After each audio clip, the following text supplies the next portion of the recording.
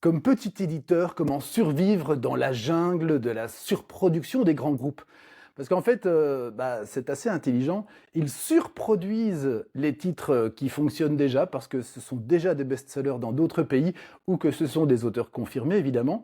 80% de toute la production des livres est vendue par 4 grands groupes, hein, faut pas oublier, et 80% de leur chiffre d'affaires, ce sont déjà des best-sellers. Alors comment ils font? Eh bien, ils surproduisent, et puis ils achètent des mètres de rayonnage dans les librairies, et puis on ne voit plus, forcément, que ces livres-là, ils sont en display, ils sont sur les tables, et donc comme les gens qui passent, les lecteurs, voient surtout cela, eh bien forcément ils les prennent, et puis tous ceux qui ne sont pas vendus, c'est pas grave, boum, ils partent au pilon, à la poubelle. Si nécessaire, même les best-sellers, ça n'a pas d'importance. Alors nous, chez Pachenko, on est un petit éditeur, comment on peut faire la compète avec ça? Eh bien on peut pas.